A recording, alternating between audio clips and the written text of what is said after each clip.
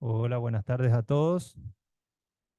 Muy buenas tardes a la gente que está presente en el salón y a las personas que están conectadas a través del Zoom. Vamos a dar inicio a la clase de hoy, el módulo 3, en el cual vamos a estar hablando sobre honorarios profesionales y nos va a acompañar hoy disertando el doctor Dalsen Leonel Urbina.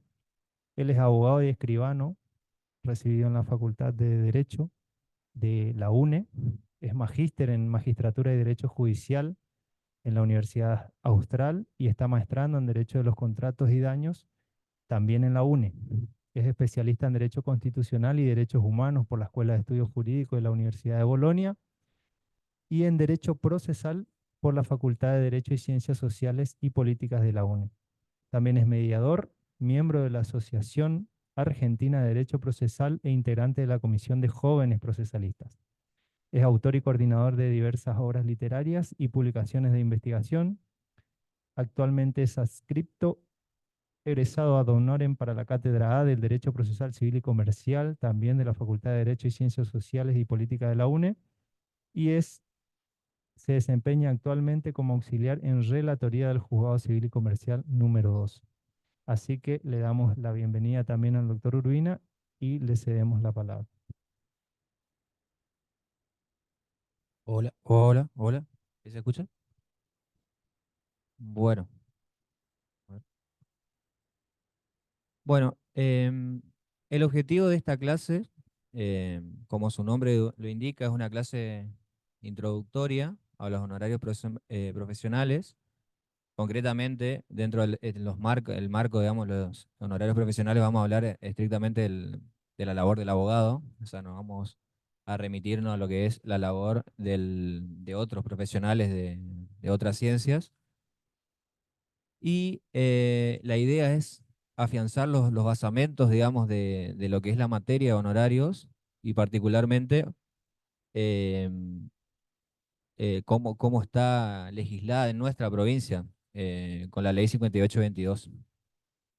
Y bueno, em, esencialmente voy a ir tratando los cuatro primeros artículos de la ley 5822. Y no obstante ello, vamos a hacer también un parangón con otros artículos que necesariamente están vinculados. Y bueno, en módulos siguientes podemos por ahí ingresar ya lo que es a las pautas generales digamos, del artículo 5 digamos, los artículos específicos, digamos, el artículo 6 a lo que es la cuantificación a casos concretos, digamos.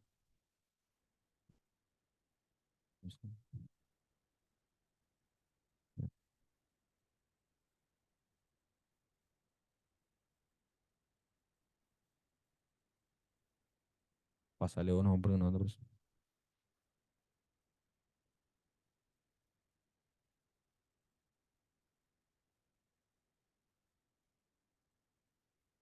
Ahí tiene un inconveniente para pasar la filmina. Y manualmente no me puede pasar.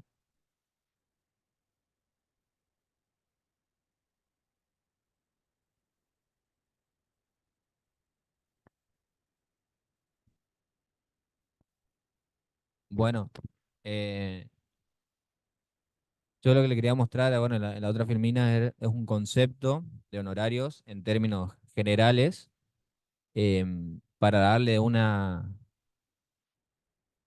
nota de actualidad. Hice una pregunta a la IA de ChatGPT y me tiró, digamos, una predicción exacta, relativamente exacta, digamos, de lo que es la conceptualización de los honorarios judiciales.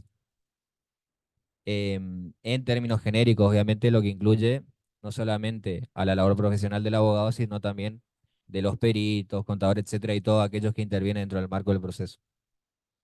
Que en definitiva, los honorarios judiciales son el pago o la retribución por el servicio que presta el abogado. En líneas generales eso. Y ahora voy a ir analizando, ahí está la definición. Em, Analizando cómo puede darse esta labor tanto en el marco digamos, preprocesal o extrajudicial y también la labor extrajudicial durante la tramitación del proceso y lo que es la labor estrictamente judicial dentro del ámbito de un expediente específicamente.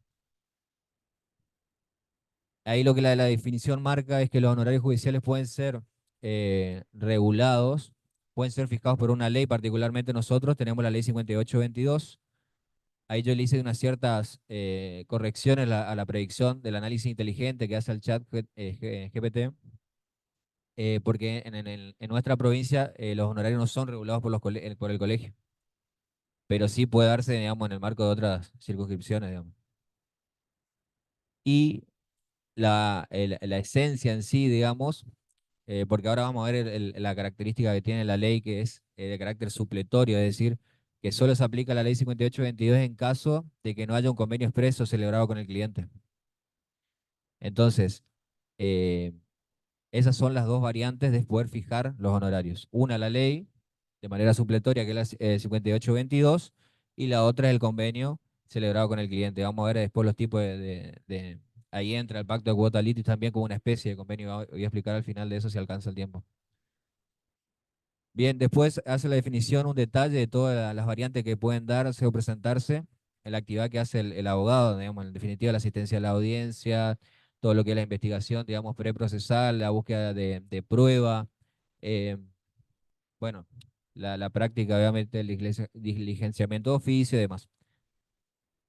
Y en definitiva, es toda esa labor que realiza el abogado, eh, que va devengando en su actividad, tanto endoprocesal como extraprocesal, le da lugar, digamos, a una justa retribución, dice el artículo 14 bis de la Constitución Nacional, habla de una justa retribución de la labor, y el artículo 17, por supuesto, de la Constitución Nacional cuando habla del derecho de propiedad.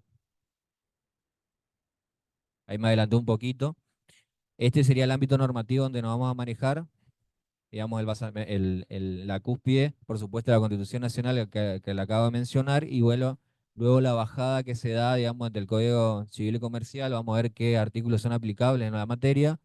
La Ley 5822, por supuesto, que es la que se regulan los honorarios dentro de la provincia de Corrientes, el Código de Procedimiento Correntino, el Decreto Ley 11901 de colegiación legal de acá de la provincia, y lo que es la Ley Orgánica de Administración de Justicia y el Reglamento Interno. O sea, todo este plexo normativo eh, contiene normativa que está vinculada en materia de honorarios. Ahí está. Bien. El, el primer artículo de la Ley 5822, yo lo que voy a ir a hacer es un desglose, digamos, de cada uno de los elementos que integran, digamos, los artículos. ¿Se escucha bien? Em, en primer lugar, cuando introduce el artículo primero, lo que hace es calificar la actividad como judicial o extrajudicial. También el artículo 7 del decreto ley 11901 hace esta distinción de actividad judicial y extrajudicial, y establece que, bueno, el abogado tiene el derecho a una justa retribución, etcétera, por la labor realizada. Bien, bien, la actividad judicial en primer término es la que realiza naturalmente el abogado dentro de un proceso judicial. En este caso nosotros vamos a hablar estrictamente de la labor que realiza el abogado dentro de la provincia de Corrientes. Y lo que hace lo que va a determinar la aplicación de la norma arancelaria, particularmente la ley 5822, va a ser la competencia del asunto, la cuestión principal que se debate en un proceso. Artículos 65, 67 siguientes y concordantes del Código de Procedimientos de la provincia de Corrientes. Entonces, todo lo que se genera en materia dentro del proceso, ya sea desde su inicio, desde su umbral, o en materia, en la antesala, por ejemplo, dentro de lo que es en el dictado de una medida cautelar autónoma, las diligencias preliminares, o en la misma interposición de la demanda, a partir de ese momento ya el abogado ingresa dentro de lo que es la actividad propiamente judicial, y ya en principio estaría ya arreglado por lo que es la ley 5822 dentro del paraguas de esta ley. Ahora vamos a ver cuáles son los recaudos, los presupuestos que tienen que darse para que se aplique la norma. Como dije, ya anticipándome un poquito, la norma es de aplicación supletoria, es decir, primero, o sea, la regla es que se respete siempre la existencia de un convenio privado entre el cliente y el abogado. Si ustedes celebran un convenio, digamos, con su cliente, se excluye la aplicación de la ley. Es decir, si el cliente le opone eso en el expediente, no se le puede regular los honorarios. Eso es importante que sepan. Y también es importante la determinación del objeto del convenio, para que no caer en esta cuestión. Pero no, ahí ya me adelanté un poquito, pero ahora le voy a explicar mejor. Bueno, por ahí un poquito es más engorroso lo que es la actividad extrajudicial dentro de la regulación de la ley 5822. En primer término, tenemos lo que es la actividad extrajudicial en sede administrativa. Y ahí entrarían todas las dependencias, ya sea en el ámbito provincial, municipal, nacional, etcétera, o sea, los trámites ante el ANSES y demás, en quedarían englobados dentro del artículo 22 de la ley 5822. ¿Qué establece ahí el, el parámetro para establecer la regulación? Dice, no se fijarán en el 60% de lo establecido en el artículo 6. Esto traducido, digamos, quitando ese porcentaje, es el 9% de lo que es el monto económico comprometido, la base regulatoria, que es la misma cosa. Ahora, generalmente las actuaciones administrativas no tienen base, o sea, no hay un monto económico comprometido, por ejemplo, el valor de un inmueble o, eh, digamos, la cuantificación de un daño, una demanda de daños por daño y perjuicio, un accidente de tránsito, por ejemplo. Ustedes no tienen un valor para trasladarlo. Porque generalmente es una diligencia que usted hace en sede administrativa, es hacer un trámite ante la ANSES, digamos, y eso no tiene un correlato económico donde ustedes pueden calcular lo que indica ahí el artículo 22. Entonces, en todos esos supuestos que ustedes hacen este tipo de actividad extrajudicial, que no tiene un valor económico comprometido, afectado, donde ustedes puedan hacer el cálculo que establece la ley, se van a tener que van a tener que exigir si en el caso que su cliente no les pague, digamos, y usted hicieron esa actividad, van a tener que presentarse ante el juez, digamos, en un cobro de peso. En principio, sería eso. Después vamos a ver qué otras salvedades puede haber, digamos, eso. Y exigir que se le pague conforme al artículo 63. El artículo 63 engloba todas las gestiones extrajudiciales, es una norma genérica.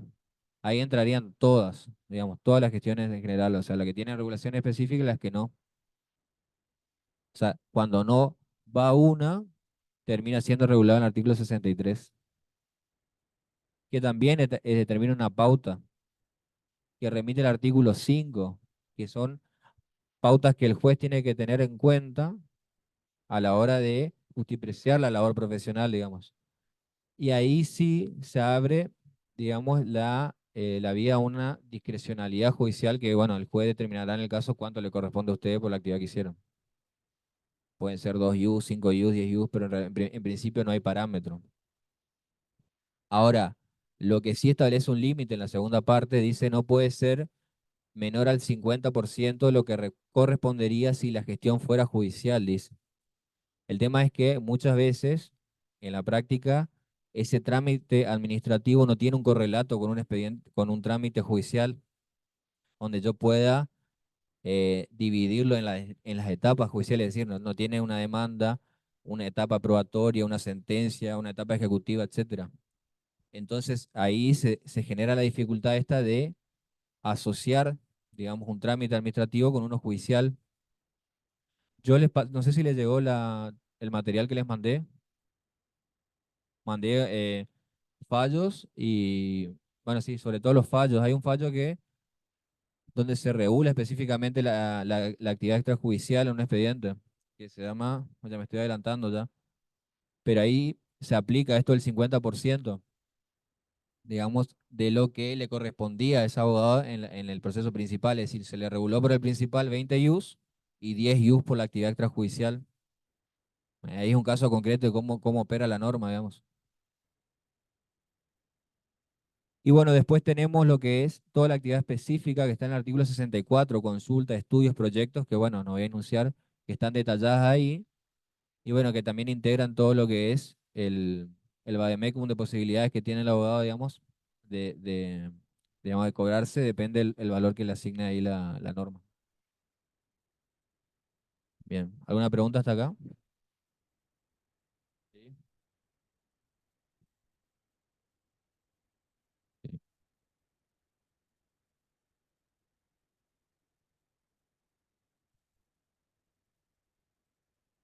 Hola, hola. Con respecto al juez, doctor, ¿en qué se basa el juez para decirnos, a usted le corresponde tanto ius por la labor extrajudicial en el caso de un trámite administrativo? ¿Qué toma él como referencia? Ahí voy.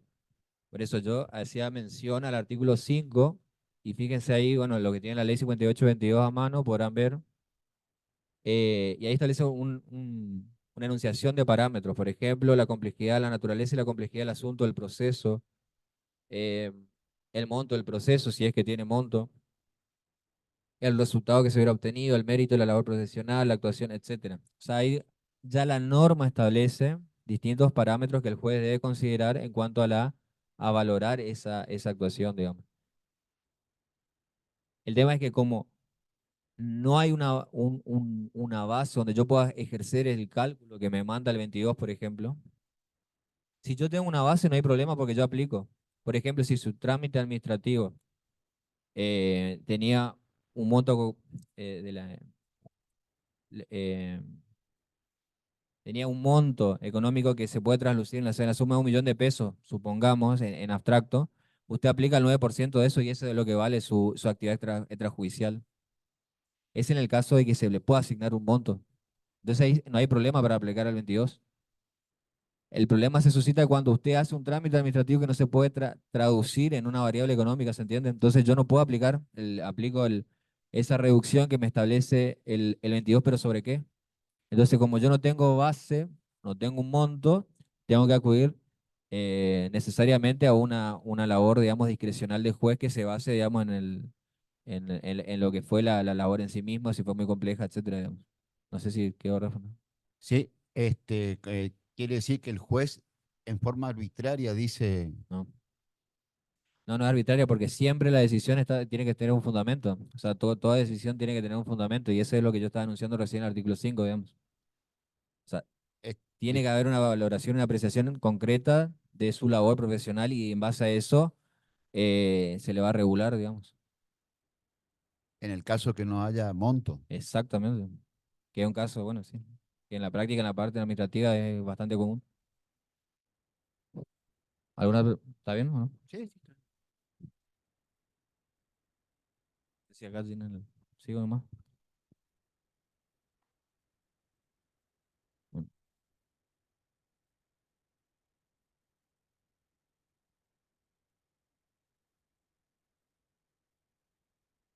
Bueno, el caso que yo le enuncié hoy, que es el caso Bulón, expediente 160-371, es una excepción.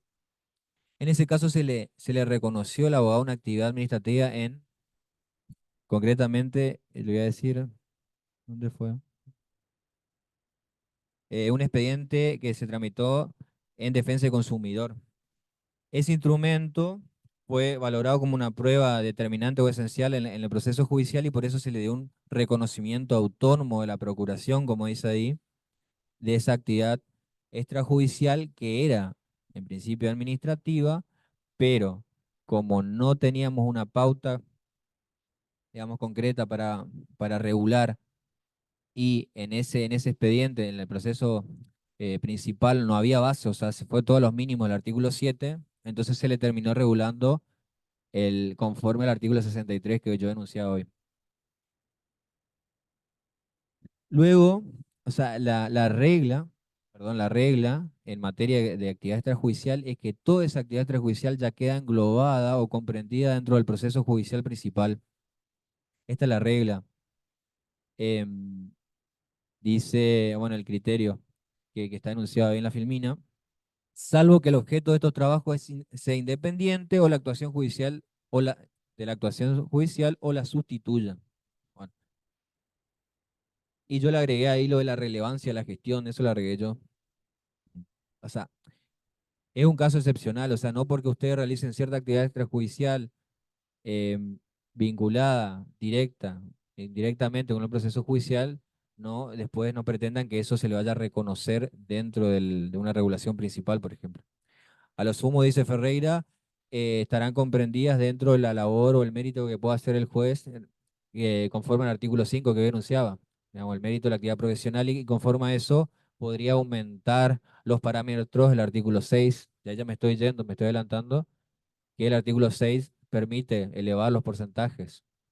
El artículo 6 establece la suma del 15% para el vencedor y la del 12% para el vencido dentro del proceso, y esos parámetros pueden ser aumentados de acuerdo al mérito o la labor o la complejidad del caso. Quiero tocar acá. Bueno, otra cuestión importante de la cuestión de la actividad extrajudicial es el lugar de la ejecución de esta gestión y la determinación de la competencia. Em, Aquí puede suscitarse que ustedes realicen una actividad X para su cliente, pero la realizan, por ejemplo, en Santa Fe, en Chaco, en el Paraguay, por ejemplo. Y bueno, después el cliente no le paga.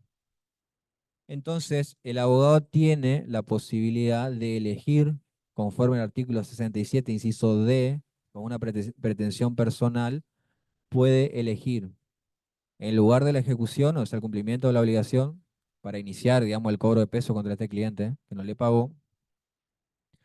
Supongamos que usted le sea más redituable que se le regule por la ley arancelaria de Santa Fe, y si la gestión la hicieron ahí, bueno, la pueden elegir ahí, a la competencia.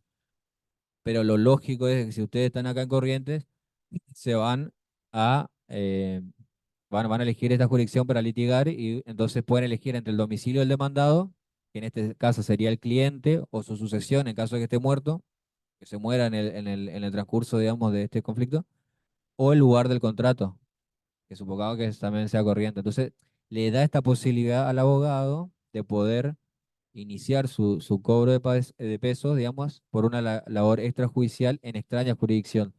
¿Se entiende esto?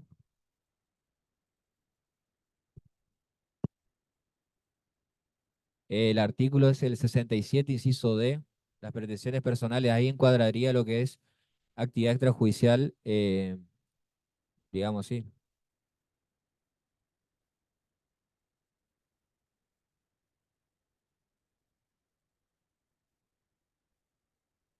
Bueno, ¿alguna pregunta hasta acá? Por acá arrancamos otro tema.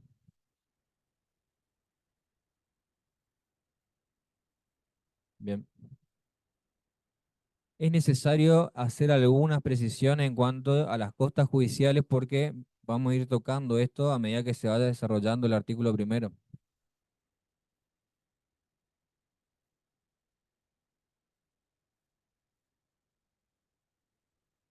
El alcance de las costas está previsto en el artículo 332 del Código de Procedimiento de la Provincia de Corrientes. Ahí se determina qué se entiende por costas judiciales. Y allí, por supuesto, están los honorarios del abogado. Pero entre otras cosas, también encontramos dentro de las costas los gastos causídicos, preprocesales, digamos, o los que también se generan durante la tramitación del proceso. Por ejemplo, las cartas de documentos que tuvieron que hacer para notificar al demandado, los informes que tuvieron que pedir, em, los estudios de título, alguna escritura pública hayan que tenido que autorizar, etcétera. O sea, todo eso integra lo que son los gastos causídicos que se generan antes, durante e incluso después del proceso y que integran las costas. Y allí también, obviamente, quedan incluidos los honorarios de los profesionales, del abogado, de los peritos, etcétera, todos. Bien. Bueno, y hay una definición del concepto de costas, que es lo que integra, etcétera. Bueno. Eh. ¿Alguna duda sobre el tema de costas? Bien. Acá es importante aclarar tres cuestiones que por ahí en la práctica se suele tender a confundirse. Lo que es la calidad, o sea, el vencimiento, lo que es la imposición de las costas y lo que es su distribución. Son tres cosas diferentes.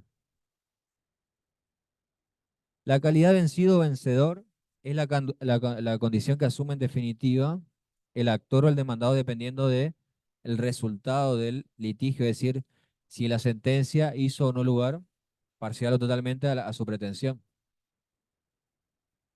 Em, Eso es lo que va a determinar, o sea, la sentencia es lo que va a determinar, o el sentido de la sentencia, mejor dicho, es lo que va a determinar la calidad de vencido o vencedor, ya sea el actor o el demandado. Ahora, el principio general previsto en el artículo 33, primer párrafo del Código de la Provincia de Corrientes, establece que las costas, que ya enuncié que eran, en principio la va a cargar el vencido, que puede ser tanto el actor como el demandado. Ese es el principio general.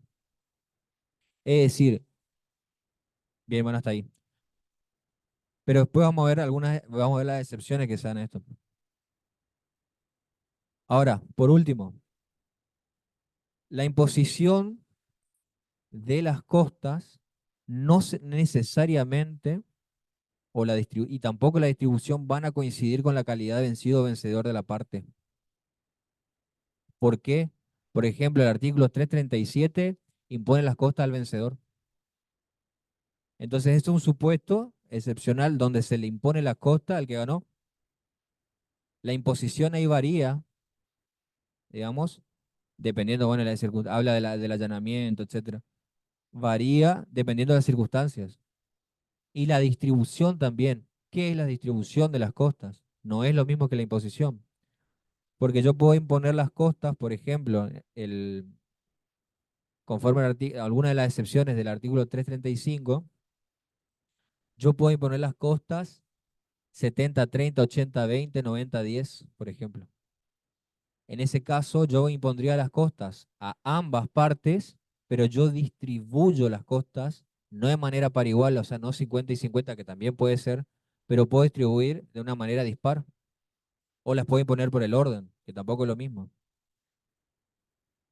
A eso es lo que hago alusión. Igual no vamos a entrar tanto en detalle de esto, pero la idea es que se entienda bien la diferencia entre la calidad del vencimiento que asume la parte, la imposición que puede darse en principio al vencido y la distribución que puede ser al 100%, como el caso del principio general del artículo 333, al vencido al 100%, o alguna de las excepciones que prevé el 335, que pueda variar esa distribución y pueda ir, en vez de al 100, al vencido, pueda distribuirse, como le dije, 70-30, 80-20, etcétera. ¿Se entendió? Ahí va una pregunta de Analía Batalla. Cuando se refiere a costas por el orden, puede explicarse. O las costas por el orden, la particular tiene es que cada parte se hace cargo de los gastos que ha devengado durante la instancia. O sea, cada parte se hace cargo de los honorarios de su abogado y todos los gastos causados. Soporta al 100% los gastos que devengó en la instancia judicial. Esa sería costas por el orden, sería eso. O sea, cada parte se hace cargo al 100% de su costo de litigación. ¿Alguna pregunta acá?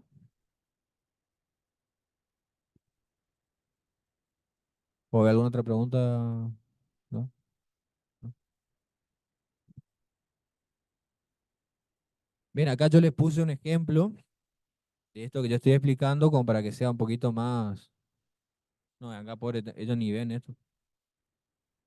Bueno, yo igual voy a leer. Ya que chiquito, ¿no? Ahora se lee, bueno. Esto es un caso hipotético, no tan hipotético, porque en realidad yo lo saqué a un caso real, digamos. En una demanda, supongamos, cuya pretensión sea la adecuación de un contrato, teoría de la imprevisión, artículo 1091 del Código, que esto se da mucho en los planes de ahorro, por ejemplo, que es un tema actual, es receptada de modo completo por el juez. O sea, en la sentencia recepta integralmente la pretensión del actor. Pero los fundamentos para la procedencia son introducidas por el juez. Artículo 335, inciso F. Ahí ya hay una excepción ya. Concretamente, el actor conserva la calidad de vencedor en términos absolutos, pues se recepta integralmente la pretensión que ha erigido. O sea, el juez recepta integralmente. Hasta ahí no hay problema. El demandado también conserva la calidad de vencido absoluta en virtud de que la defensa de oposición que ha sostenido ha sido completamente desestimada. Ahora, el juez impone la distribución condenatoria en un 20% al actor y en un 80% al demandado. Distribución dispar, que es lo que yo estaba explicando. Por haber introducido fundamentos de derecho que son ajenos a los esgrimidos por ambas partes. Esta variante no altera, reitero, la condición que asume las partes conforme al resultado del litigio. Es decir, conserva la calidad de actor vencedor y demandado vencido integralmente, y lo que se modifica es únicamente la imposición de costas, porque se le impone a ambas partes, y la distribución condenatoria también, porque va a 80-20. Porque tranquilamente podía ir al 100% al demandado. Pero en ese caso el juez, bueno, en este caso hipotético, establece la distribución 80-20. ¿Se entendió más o menos? Sí.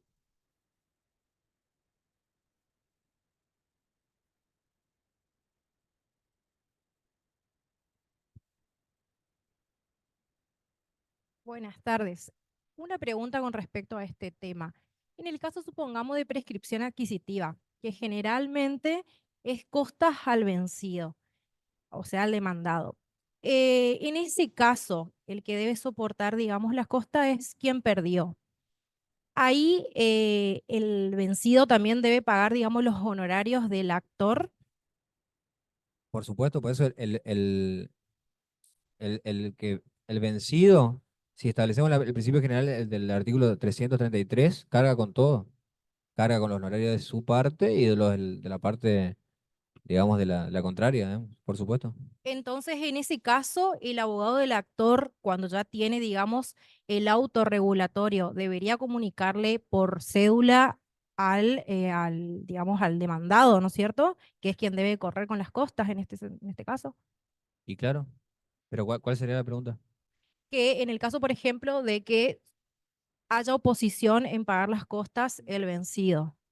En ese caso, porque hay también creo un artículo donde dice que quien tiene la obligación en el caso de que no pague el demandado es el cliente, porque es con quien Sí, contrató y luego después tendrá un derecho de repetición. claro. Artículo 53. Claro, Sí, sí, sí, pero en ese caso que haya oposición, digamos, sí. que no quiera pagar, pero es una persona con solvencia, porque en este caso el actor no tiene para pagar los honorarios y a su vez el que tampoco le corresponde. Entonces, frente a la oposición de el demandado a pagar las costas de su abogado, en ese sentido.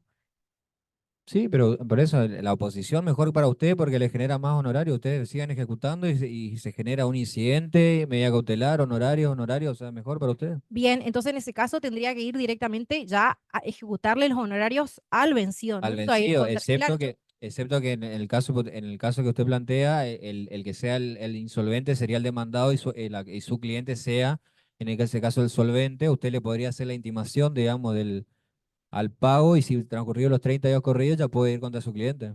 perfecto, está. Esa era mi duda. Gracias. Ujú. Otra pregunta. Avanzamos.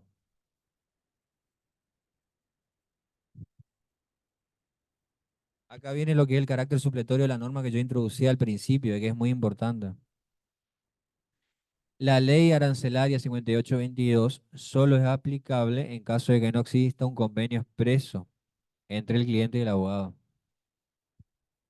Y ahí dice Ferreira que el abogado se encontrará totalmente ajeno al régimen de esta ley si hubiera acordado expresamente el precio de su servicio con su cliente y este fuera el condenado en costa.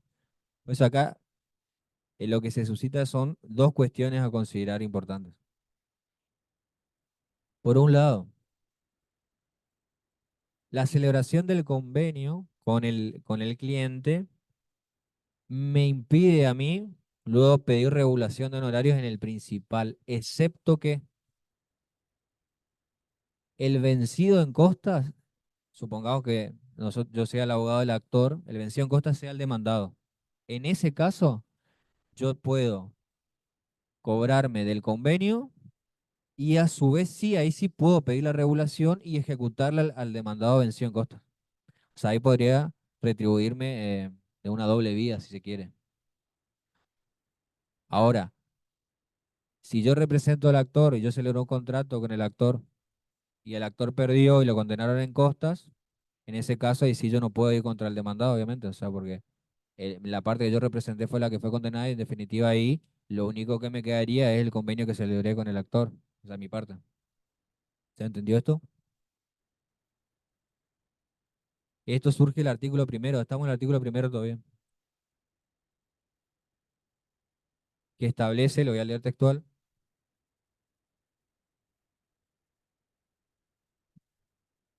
dice,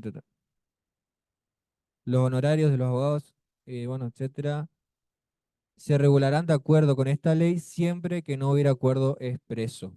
Y ahí está, digamos, el carácter supletorio de esta ley. Bien.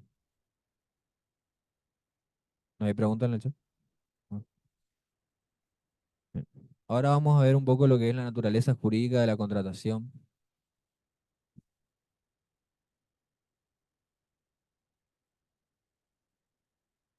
Bien, la esencia, digamos, del contrato, o sea, del acuerdo, digamos, o el convenio de honorarios es naturalmente un servicio profesional que se presta. Artículos 1251 siguiente y concordante del Código Civil Comercial de la Nación.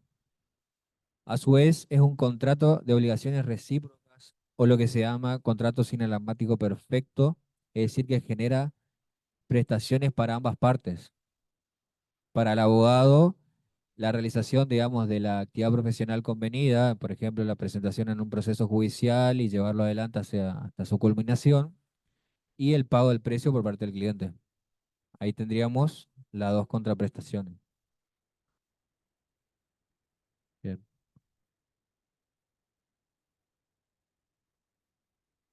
Ah, después, el servicio profesional convenido está en el artículo 1256, inciso E del Código Civil y Comercial de la Nación. Ahí específicamente habla, que le voy a leer textual,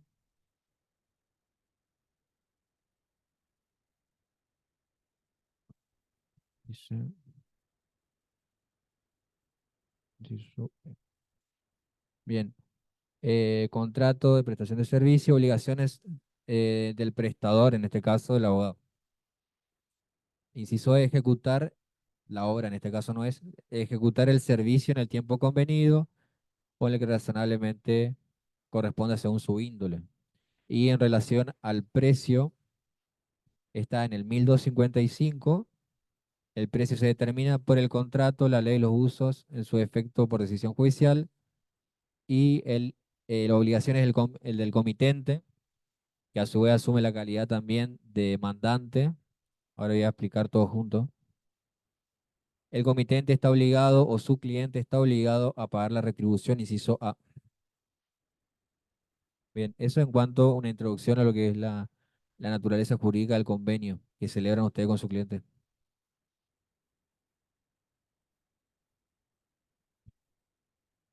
¿Alguna duda de esto?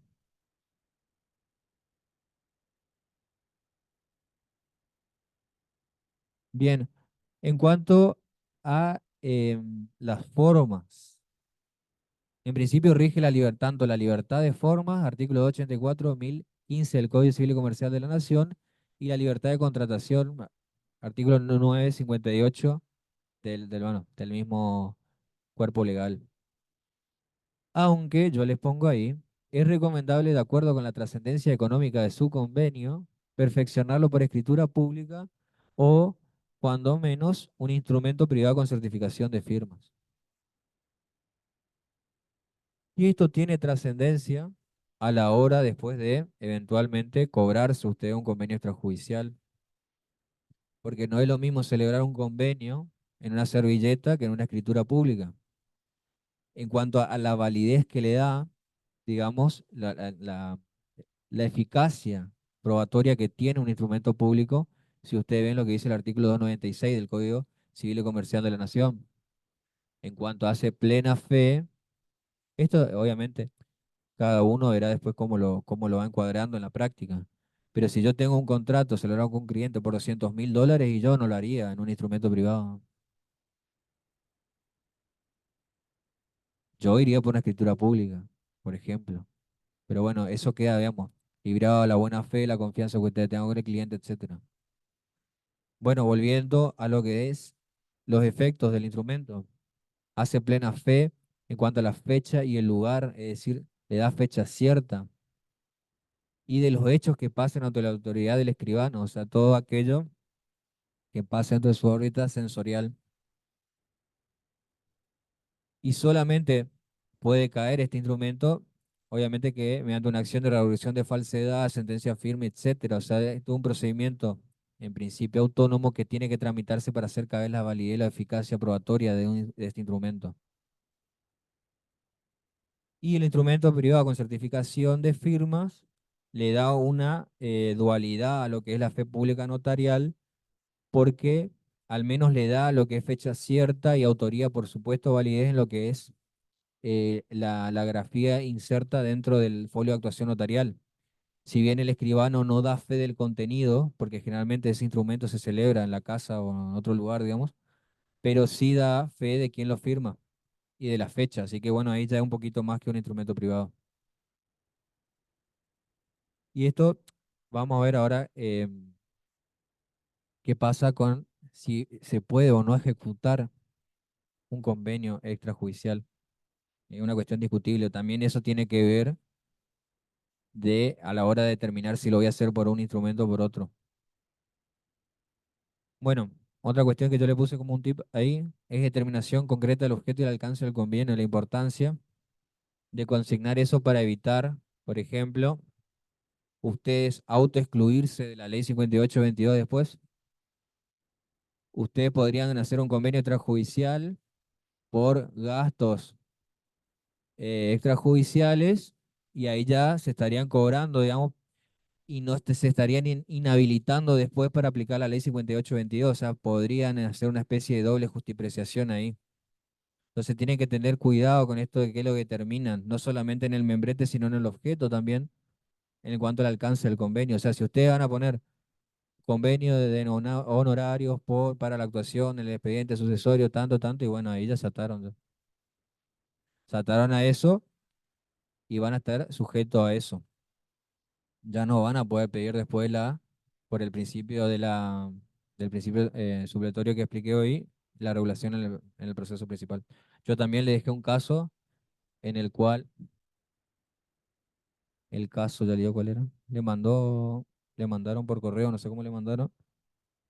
eh, eh, es el caso, después si lo quieren leer, el caso dice Escoto contra, bueno, Talanora sobre daños, que confirmó Cámara, que fue un caso de nuestro juzgado donde se le rechazó, digamos, la regulación porque el cliente le logró probar que había celebrado un convenio extrajudicial y el abogado lo que pretendía era volver o sea, pedía regulación de honorarios dentro del proceso. Bueno, ahí para tener en cuenta. Preguntas. Acá yo veo 10 cosas, 10 notificaciones, pero no sé si ya le contestamos, ¿no? Todo eso. Eh, Se están contestando solas algunas, por eso Ah, bueno. les marqué ahí que a medida que va avanzando se van contestando. Por ejemplo, la de una pregunta si era conveniente hacer un convenio por mail o Ah, bueno. debe ser algo firmado con firma hológrafa. Bueno, acá creo que está contestado con lo que se dijo recién. Y también están consultando en el caso de, antes de una regulación de honorarios, fallece el obligado al pago. ¿A quién le cobro? Dice la colega. Y bueno, yo si estaba prestando atención, yo dije la sucesión hoy. Se ve que ese recién se conectó nomás. O esa.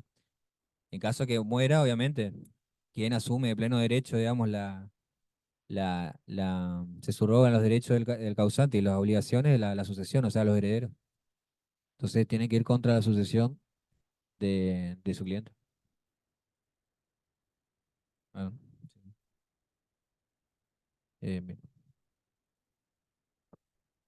Bueno, tenemos otra pregunta también que vale. creo que también ya se contestó. ¿Cuál es la mejor vía para cobrar un pacto de cuota litis impago? Bueno, ahora más adelante vamos a llegar a las vías. Las vías que tiene el abogado para hacer efectivo, digamos, obviamente estos convenios. Ahora voy a explicar eso. Así en breve le voy a contestar, ya se va a dar por contestado el compañero o compañera, no sé. Bueno, esto es un paréntesis en realidad, porque esto ya es materia que excede digamos, el marco de los honorarios, pero como venía desarrollando lo que es la naturaleza del contrato y las obligaciones, etcétera, bueno, yo lo quería poner acá como una advertencia, digamos, para el profesional, que si bien la obligación que asume el abogado es de medios, es decir, no se compromete al éxito, o sea, no puede garantizar el éxito, digamos, en un proceso, sino que simplemente pone a disposición su servicio en la mejor medida posible de su pericia y diligencia y etcétera, pero no se le puede exigir ni se le puede demandar por mala praxis porque perdió una instancia judicial. Ahora, hay excepciones de resultado que podrían dar lugar a la responsabilidad civil de profesional por mala praxis. Por ejemplo, ahí le hice referencia, en realidad acá no es responsabilidad civil, sino imposición de costas solidarias, artículo 344 del Código de Procedimientos. En este caso, se le imponen las costas también al abogado, ¿no? Pues bueno, en este caso es un proyecto que hice yo de, de, de- de caducidad, pues el abandono y la defensa es imputable también a este último, o sea, al abogado, en las cuestiones eminentemente técnicas como ser el conocimiento del término de prevención y la actividad necesaria tendiente a evitar su aniquilación por tal motivo.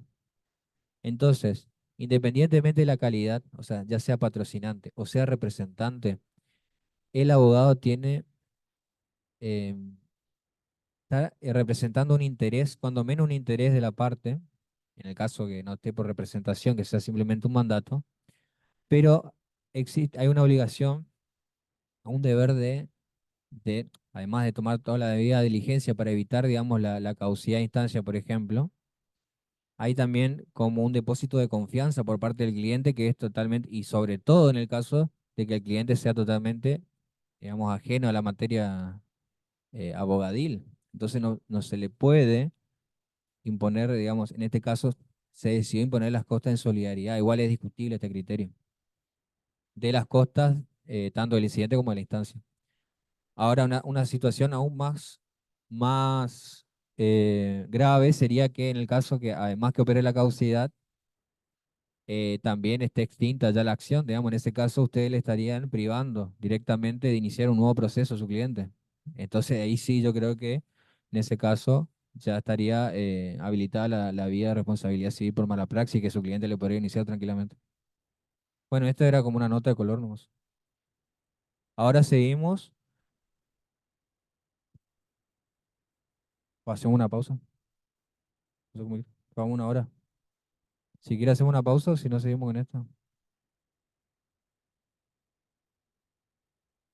Bueno, y acá viene eh, O lo que, respecto a lo anterior, si hay alguna pregunta en la sala o en el chat, porque me parece interesante, digamos, que, que se sepa eso y la responsabilidad solidaria ahí en ese caso.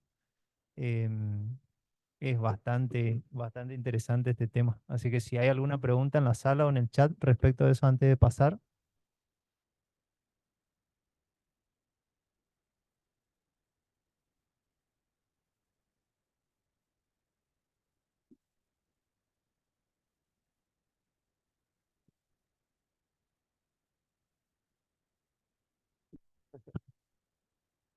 Lo último que dijo, doctor, sobre en qué caso el abogado debe responder por mala praxis, no entendí bien eso de la caducidad y cómo, en qué caso él cae en mala praxis.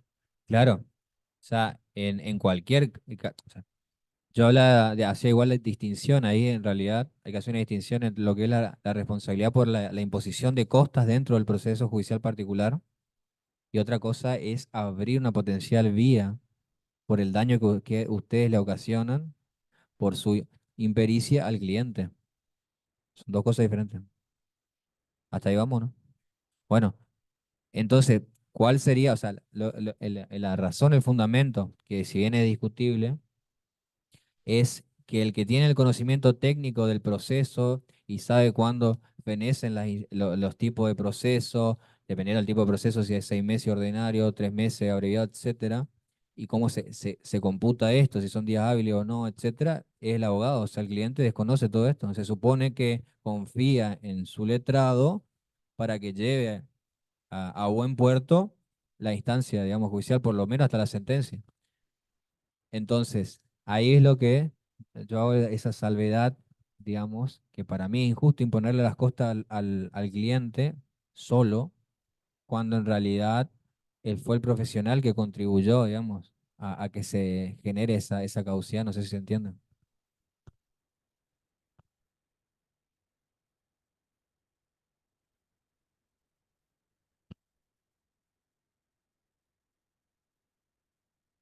Bueno, la cuestión es si puede recurrirse a la vía ejecutiva para el aseguramiento y el cobro del crédito en el caso de haber celebrado un convenio extrajudicial, en lo que yo le decía hoy, la distinción entre si lo hacemos por escritura pública o por bueno, instrumento privado con certificación de firma. En principio, el artículo 524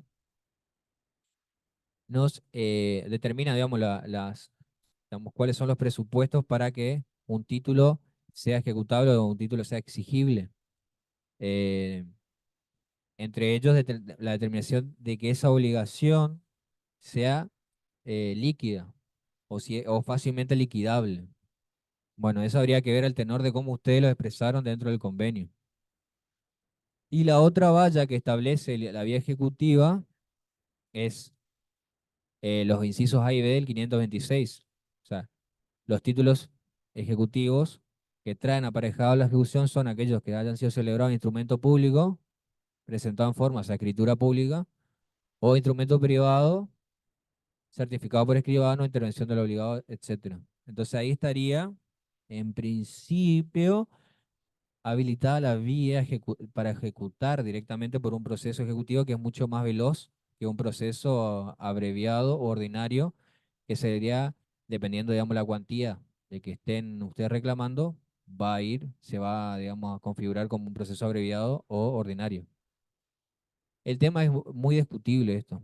O sea, yo estuve averiguando un poco de criterios de la parte de los ejecutivos y no hacen lugar a la vía ejecutiva porque, entre otras cosas, los fundamentos que dan es que no se determina, por ejemplo, la liquidez dentro del convenio, porque a veces lo fijan, por ejemplo, en salarios mínimos o etcétera, o en otro tipo de parámetros que supuestamente no se pueden trasladar fácilmente a valores liquidables. Y también otra de las cuestiones que hablan de que el título, o sea, el convenio extrajudicial, por más que esté celebrado en escritura pública, por ejemplo, no es autónomo, porque si bien yo puedo, esa no es autosuficiente, porque si bien yo puedo determinar, por ejemplo, se determina eh, lo que es como sea plena fe de quien lo suscribió, es decir, la autoría, hasta ahí vamos bien, del monto, la fecha, pero no me da cuenta, como es un contrato sinelagmático perfecto, es decir, que hay obligaciones recíprocas, no me permite determinar el instrumento en sí mismo si el abogado cumplió con su prestación. O sea, yo lo puedo constituir en mora automática si está vencido ya dentro del el término establecido dentro del contrato. O lo puedo constituir en mora al cliente mediante una notificación fehaciente, una carta de documento, por ejemplo. Pero ¿cómo yo acredito que yo cumplí con mi servicio profesional? Para eso yo tengo que adjuntar otra documentación que diga, sí, yo me presenté en el expediente, sí, yo hice acá esta actividad que yo me comprometí a hacer, digamos, ya sea una diligencia extrajudicial o judicial. Entonces, el criterio de acá los juzgados ejecutivos, yo creo que la mayoría, eh, es rechazo, o sea, se declaran incompetentes porque no lo encuadran como ejecutivo y lo mandan al juzgado civil y comercial de conocimiento ordinario. Por estas vicisitudes, digamos, que le estoy planteando, digamos. ¿Se entiende o no? El por qué no, la vía ejecutiva en principio.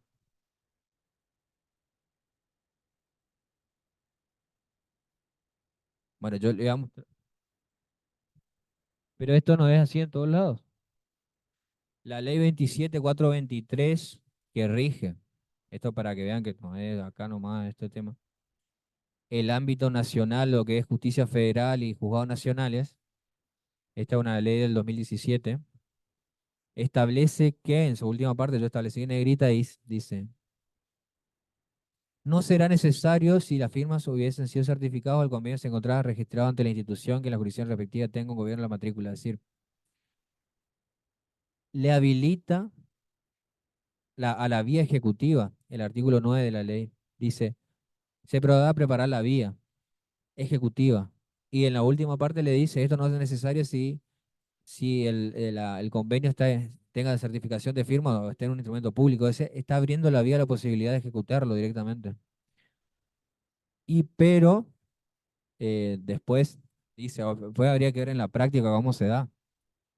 Porque ahí el comentario de Cuadri, un procesalista que hace el comentario, digamos, de la ley, dice, la solución no nos parece del todo adecuada, esta regulación positiva, digamos, dice, es que no la dice, es adecuada, es que no la certificación y registración pueden vincularse con la autenticidad del convenio.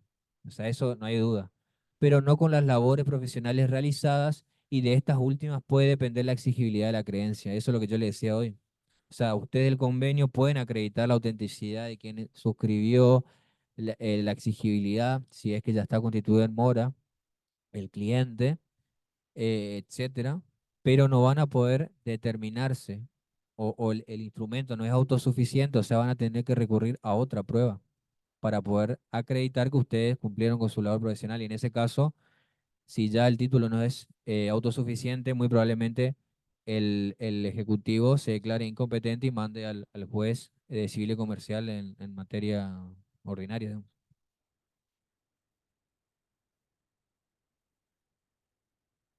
No obstante, quería hacer una salvedad a esto, antes de avanzar.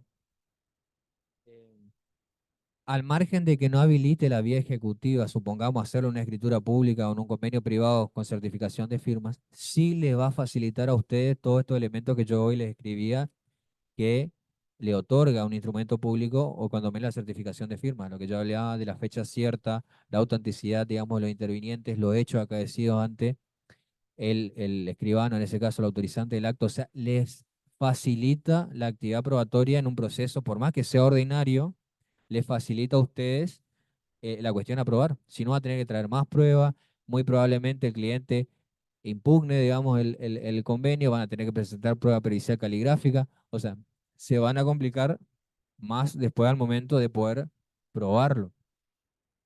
Esa es la salvedad que quería hacer, nada más.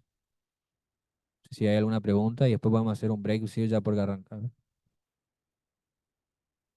Sí.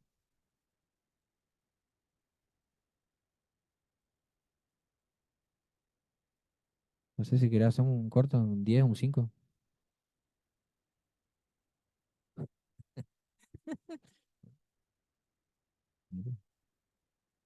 No, no.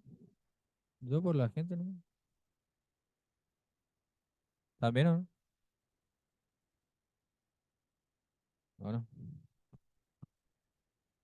Y así llegamos después de 1 hora y cuarto al artículo 2 de la ley 5822. Bien. Acá Analia dice, los convenios se presentan en el expediente.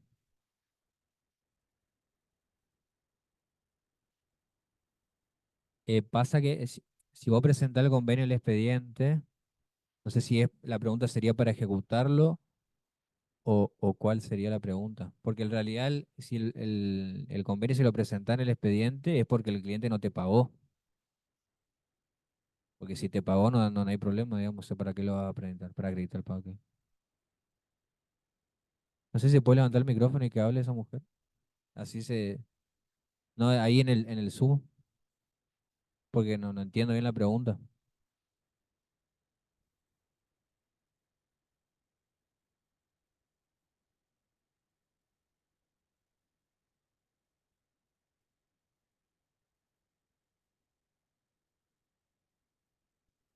Analía Batalla, ¿puede activar tu audio o no se puede?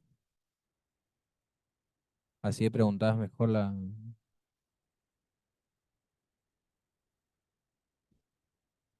cantidad de preguntas. Ya, no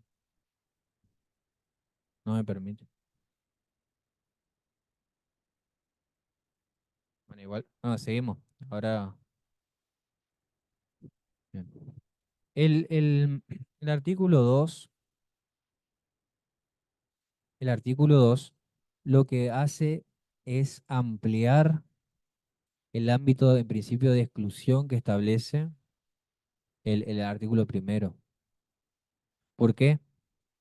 Porque dice que tampoco podrán, o sea, es inaplicable la ley 5822 para aquellos que se encuadren dentro de su cliente con una contratación a retribución fija, periódica o total, o que se encuentren en relación de dependencia con su cliente. O sea, en esos casos, en principio tampoco podrían pedir regulación al 5822, excepto que, excepto que del tenor del contrato surja que esa labor no está incluida en ese convenio o esa contratación o esa relación de dependencia. Pero ahí esto va a estar sujeto a prueba. Entonces, el abogado que se encuentre en relación de dependencia o que reciba o perciba una suma fija, etcétera, va a tener que plantear un incidente donde va a tener que probar mediante ese contrato que ese contrato no le alcanza, digamos, en la labor específica que hizo dentro del expediente. ¿Mm? Em, y siempre es de interpretación restrictiva esto, o sea, siempre se va a estar a favor del reconocimiento del derecho de regulación del abogado litigante, digamos, o sea, a favor del derecho de propiedad. O sea, en caso de duda, se va a proceder a regular los honorarios del abogado, digamos. Bueno, y luego tenemos, esos serían los excluidos. Y los incluidos, y es lo que yo ya me adelanté, aquellos asuntos cuya materia fuera ajena a la relación contractual, que es lo que acabé de decir, límite el objeto de la contratación. O sea que está por afuera del límite de la contratación. O cuando mediar condena en costa, bueno, esto se aplica a la parte a cargo de la otra parte interviniente en el proceso. Esto ya lo expliqué hoy cuando hablé del acuerdo, que en el caso de que ustedes celebren un acuerdo con su parte, o sea, la parte actora, por ejemplo, su cliente, y esta resultare vencedora de la instancia, ustedes, a su vez de cobrarse el convenio, también podrían pedir regulación y ejecutarle, en ese caso, por ejemplo, al demandado condenado y vencido en costas.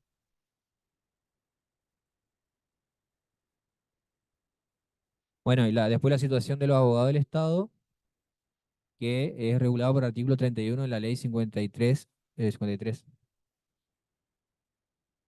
En este caso, los abogados del Estado no podrán reclamar o percibir honorarios por la labor que desempeñan representando al fisco, excepto el mismo principio que el condenado en costas sea la parte contraria. O sea, si el Estado es condenado en costas, el abogado del Estado no puede pedir. En cambio, si es condenado la parte contra que estén litigando, en ese caso sí podría pedir honorarios eh, el abogado que representa al Estado y eh, ejecutarle contra por ejemplo, el actor o el demandado, ¿no? Dependiendo del caso de la calidad que asuma el Estado dentro del proceso, digamos.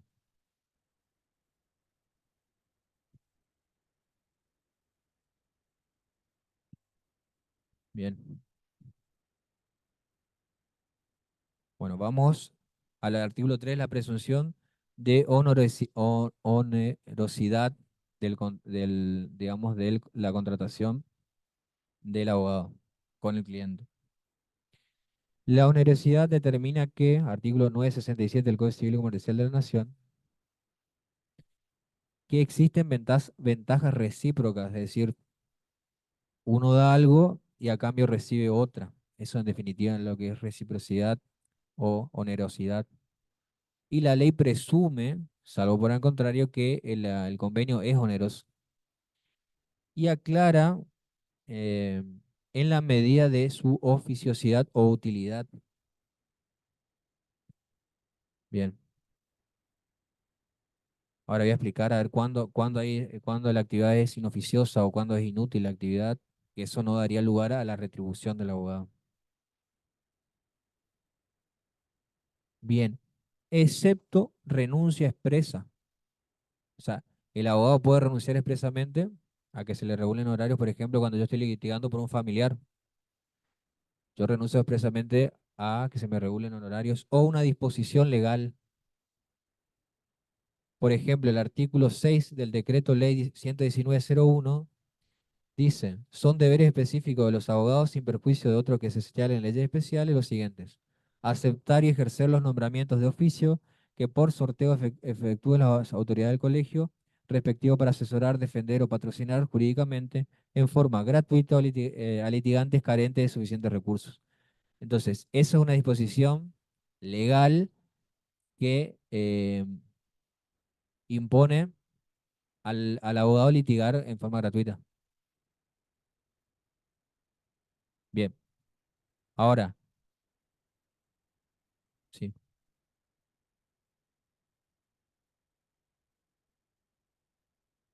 Bueno, ¿de dónde surge esto de la onerosidad del contrato de servicios?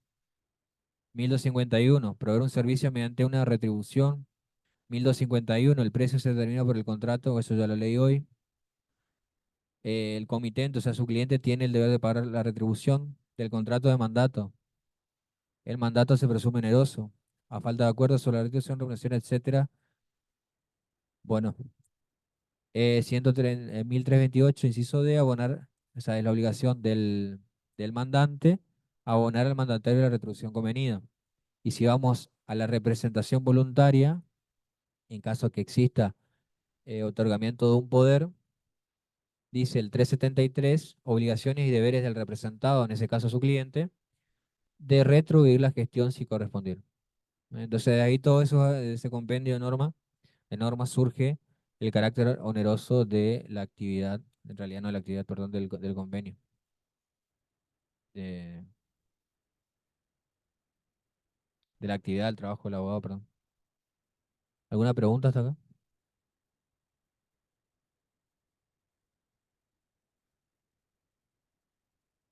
Trabajo inoficioso. Bien.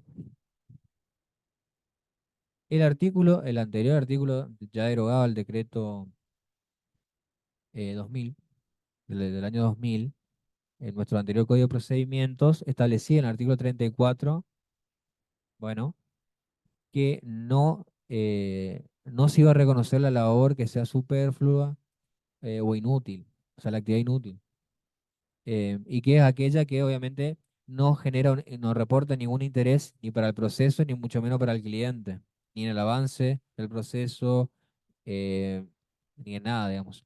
Y ahí también ingresa lo que es no solamente la actividad superflua, inútil, sino también la que es desproporcionada o no autorizada por ley. Ahí entraría lo que es el abuso del derecho. Cuidado con eso. Cuidado con los planteos que son, artículo 17 del nuevo Código de Procedimientos, habla del abuso del proceso y fraude a la ley. Todos esos planteos, los recursos al infinito, planteos improcedentes, todo eso daría lugar a que eventualmente el juez pueda considerar toda esa actividad desproporcionada o no autorizada por ley al momento de la regulación de los honorarios y eventualmente no regularle los honorarios al abogado. Esto se desprende del artículo 332, que si bien habla de las costas judiciales, se aplica por armonía a lo que era en su momento el artículo 34 y también, obviamente, que es concorde con lo que establece el artículo 3. O sea, no se va a regular un horario en la medida que esa actividad sea oficiosa, es decir, útil.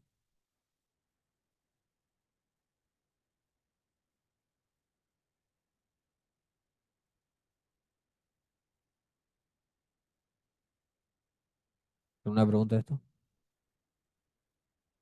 Bueno, ahí le dejé un fallo, dice. Resulta improcedente la regulación de honorarios profesionales cuando la actuación cumplida debe ser repostada inoficiosa, es decir, carente de toda utilidad para lograr el efecto perseguido con su presentación, excluyen la posibilidad de retribuir tareas inconducentes para la defensa de los intereses de su cliente. Corte Suprema. Bueno, ahora sí, pacto de cuota litios. Hacemos 5 minutos, puede ser, y así me... Esto sería ya lo último. ¿Puede ser, no? Ok, ok, 5 minutos, cargamos agua para el mate y volvemos.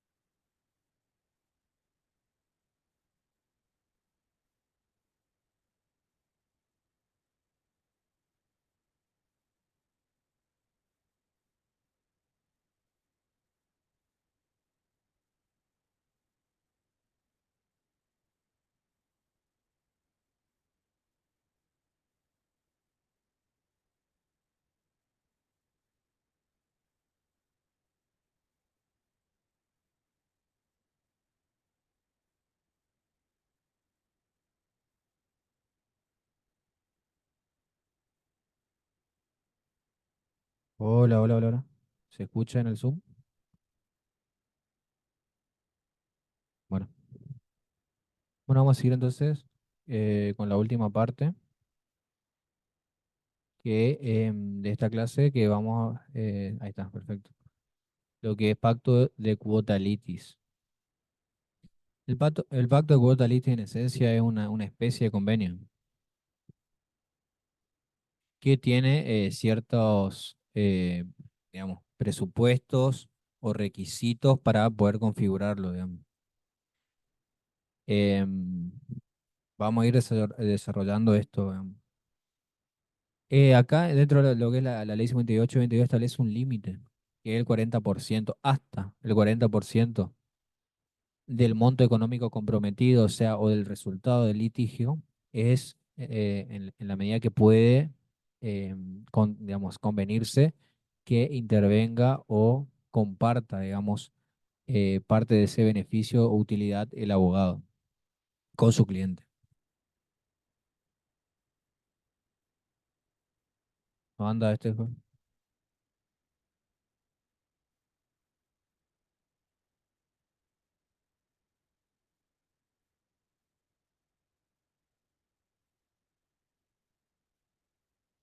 Ahí está.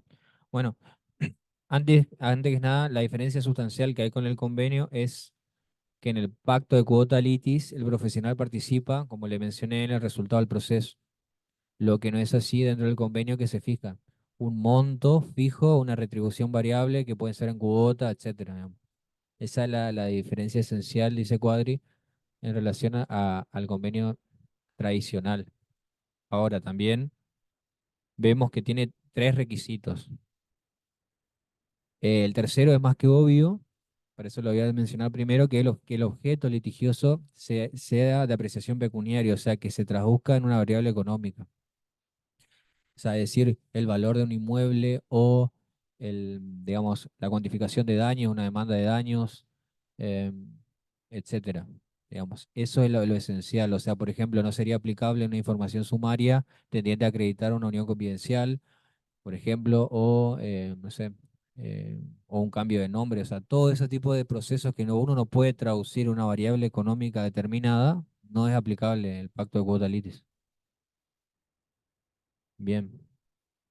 Bueno, ese sería el elemento de que el objeto litigioso sea de apreciación pecuniaria. Yo lo puse tercero, pero lo menciono primero porque me parece más que obvio.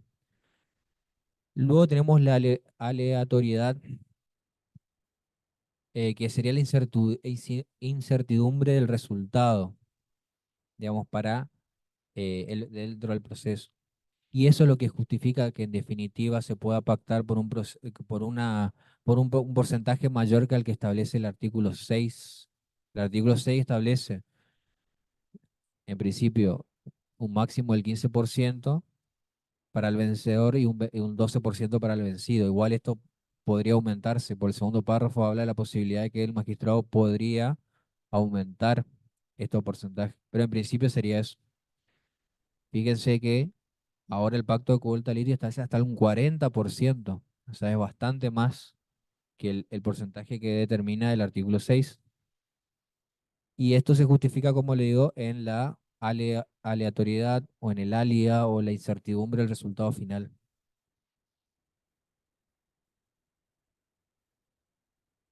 Otra cuestión es que partiendo de este requisito, uno puede pactar, o sea, hacer un pacto de cuota litis hasta antes del dictado de la sentencia, porque una vez dictada la sentencia ya digamos, se disipa esa incertidumbre de saber si iba a ser o no lugar a la pretensión. Y ahí se estaría ausente este elemento, ese requisito de la aleatoriedad. Entonces, ustedes pueden pactar con su cliente. O sea, pueden hacer un pacto de cuota litis antes del proceso o una vez iniciado el proceso, durante su tramitación, pero hasta antes del dictado de la sentencia. Y el segundo punto es la retribución en porcentaje. Se calcula sobre el monto del resultado económico obtenido por el cliente. O sea, el máximo es 40, pero puede ser menos, puede ser 10, 15, 20, lo que sea, digamos, siempre que no supere ese monto. O sea, eso ya queda a ustedes a discreción de cada abogado y también, bueno, lo que el cliente les quiera convenir en ese sentido, digamos. ¿Alguna pregunta en base en relación a los requisitos? Bueno, el pacto no limita la ejecución contra el condenado y vencido. Esto es lo mismo, o sea, sigue el principio general del convenio, que es lo mismo. O sea, en el caso de que, eh,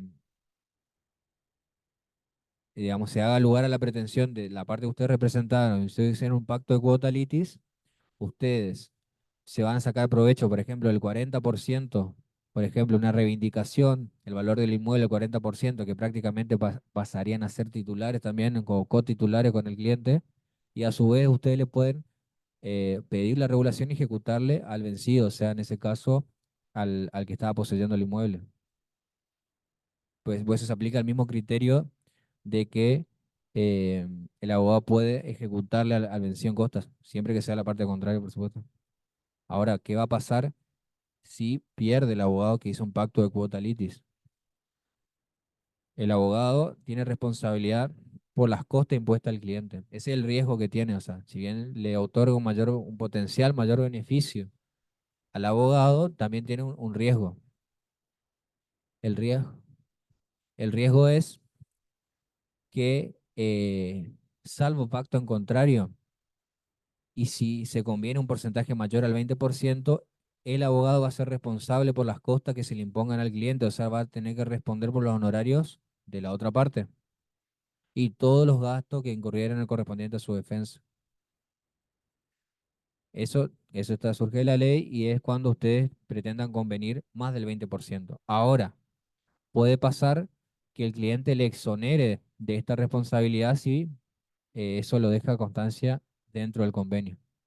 O sea, la ley estipula esto, pero si ustedes logran que su cliente le exonere de cargar, digamos, con todo esto, los costes y los gastos, se puede hacer, digamos. O sea, no hay impedimento legal para hacerlo.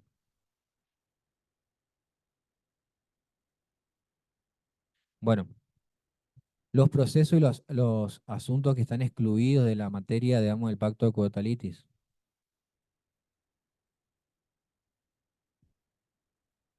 Por una decisión de política legislativa, el legislador incluyó a los procesos previsionales alimentarios de familia como materia que no puede ser transable en lo que es, digamos, dentro del pacto de cuota litis.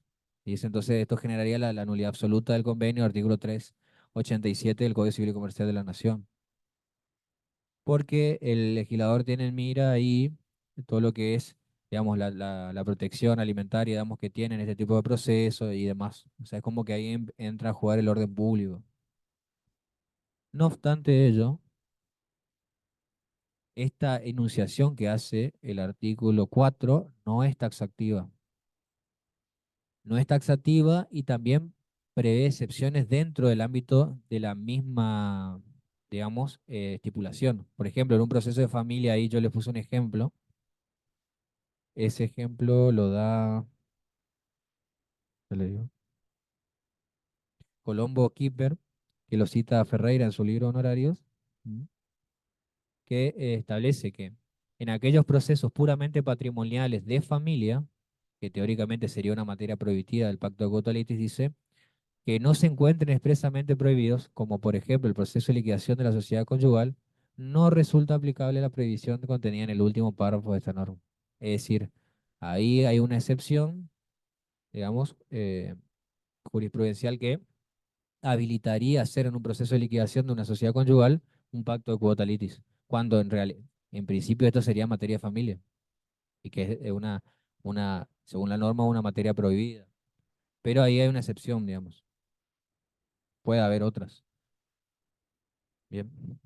Y también vamos a ver que esa enunciación que hace el artículo 4 no es taxativa, sino que amplía otros supuestos no nomenclados o no establecidos expresamente, como puede ser el caso de un expediente sucesorio.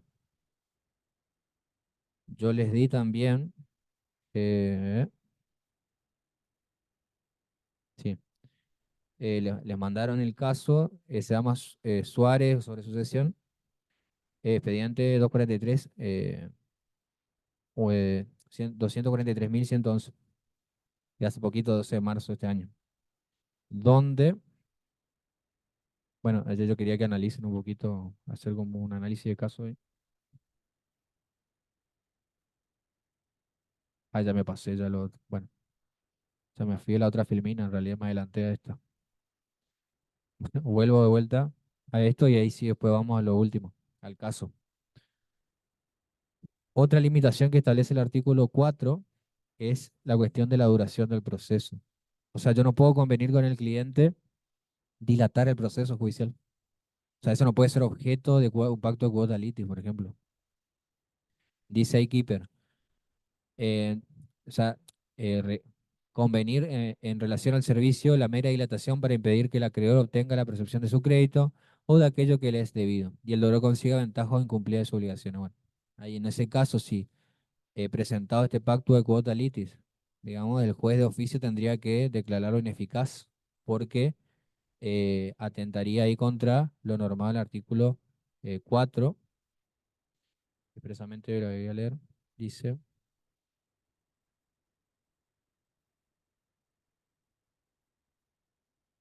em, tampoco podrán pactarse en horario exclusivamente con relación a la duración del asunto o proceso. Esa es la última parte del 4. O sea, eso también es materia como prohibida en materia de pacto de quota litis. ¿Alguna pregunta de esto? Ahora sí. Supuestos no nominados, la sucesión.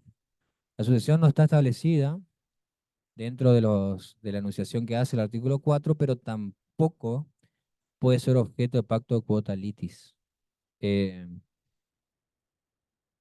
porque le falta un elemento, un elemento de los requisitos que hoy mencioné, eh, que es el alia.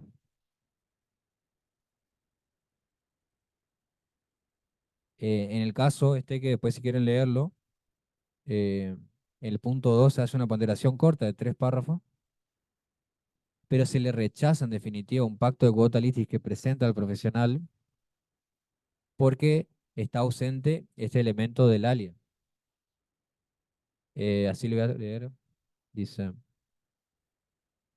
que esto del alia constituye un elemento del pacto de cuota litis por lo cual el profesional le participa de la ganancia en caso de resultar vencedor y corre con los riesgos necesarios para obtenerla. Por lo cual, y al contrario sensu, la inexistencia del carácter aleatorio, como en una sucesión, impone la negativa a la homologación del convenio, pues la carencia de un rasgo característico de la figura hace a su descarte.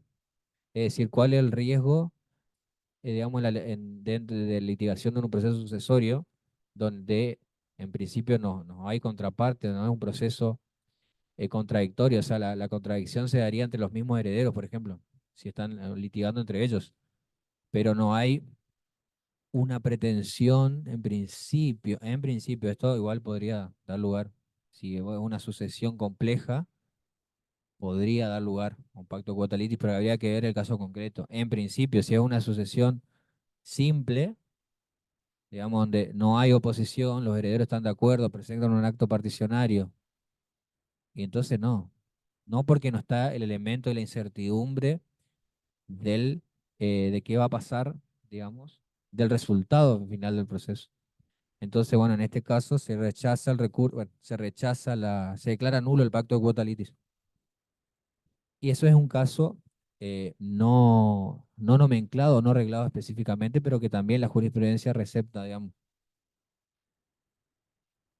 Y acá yo hago una pregunta que quede como interrogante de si los pactos de quota litis no son una excepción a la regla del artículo 1002, que prevé el artículo 1002 una serie de inhabilidades especiales de derecho.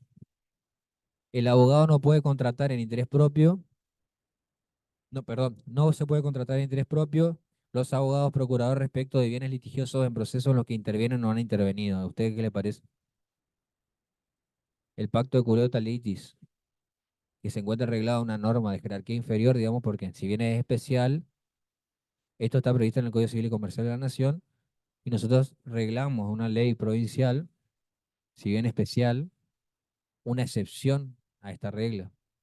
porque el pacto de cuota litis, y se ve bien claro, participa el resultado del proceso. Y como yo le mencionaba en una reivindicación, por ejemplo, representan los intereses del accionante, el titular de dominio, y realizan un pacto de cuota litis por el 40%, por ejemplo, que es el máximo. Ustedes, bueno, su cliente resulta victorioso, se le otorga la sentencia y se hace lugar a la reivindicación, se ordena el desalojo, etcétera. Se ejecuta la sentencia y naturalmente el abogado pasa a ser cotitular con el cliente prácticamente del 50% del inmueble, o sea, el 40%. Entonces ahí, yo no sé, digamos, si no hay una vulneración a esta inhabilidad especial de derecho. Evidentemente la norma establece una excepción, digamos, regulándolo en el pacto de cuota litis.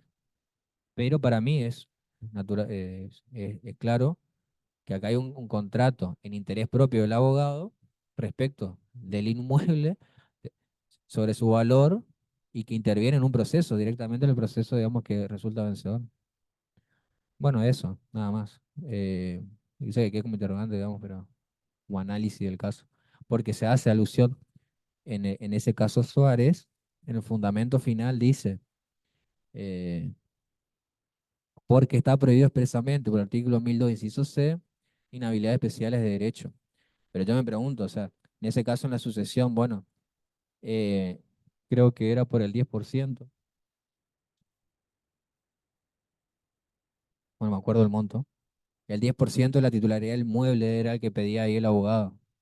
En ese caso, bueno, pero en definitiva en una reivindicación se da el mismo caso. O sea, entonces tendríamos que rechazar todos los pactos de cuota litis porque estaría violando el artículo 1002. Bueno, ese sería el análisis. No sé si hay alguna pregunta que quedaría como interrogante para pensar.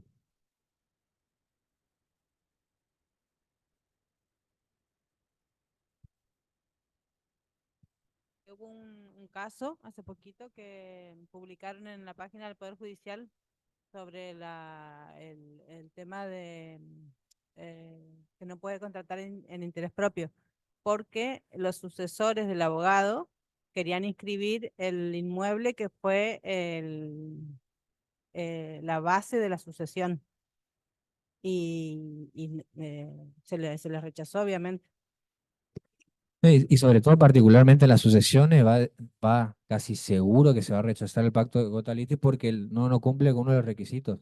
O sea, tiene que cumplir con los tres requisitos de esto, que hacía referencia hoy, de la aleatoriedad. O sea, la retribución es segura, digamos, y el objeto litigioso que tiene un valor el inmueble, por supuesto, el activo sucesorio. Por supuesto que sí, la retribución es convenida, el 40 ponele, pero la aleatoriedad, ese elemento no se va a verificar prácticamente en ningún caso, salvo que haya alguna cuestión de exclusión de herencia, algo muy complejo que pueda suscitarse alguna acción, un incidente de reducción o colación o algo,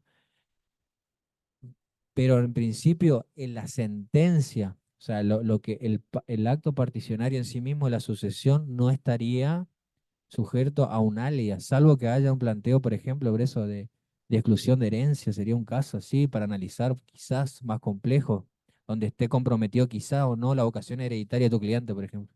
Entonces, ahí podría ser un caso analizable de un momento de la sucesión que podría correr esa.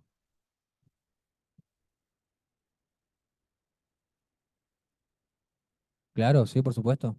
Por eso sí, ¿no? Y siempre.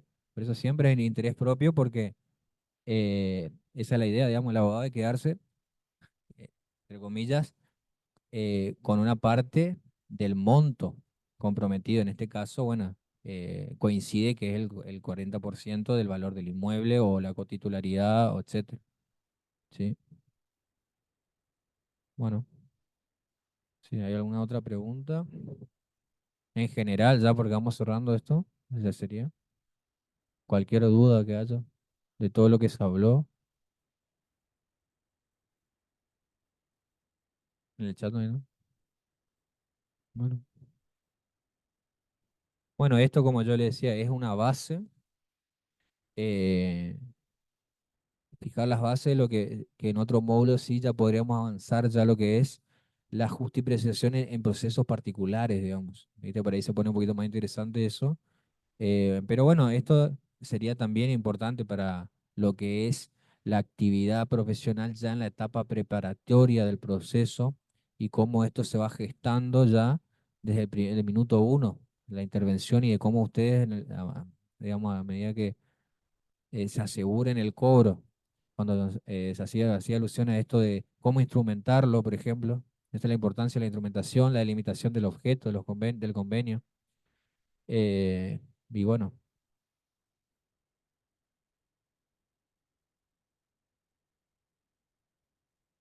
eso. ¿Sí? Así que bueno, muchas gracias por su atención y si no hay más preguntas, vamos. Muchas gracias, le brindamos un fuerte aplauso al doctor. Agradecemos nuevamente y si no tenemos más preguntas, están todos avisados que nos encontramos el miércoles que viene, ¿no? Que es 1 de mayo, el 8 de mayo con el último módulo que vamos a estar conversando sobre proceso ejecutivo. Así que muchas gracias a todos y nos vemos dentro de 2 semanas.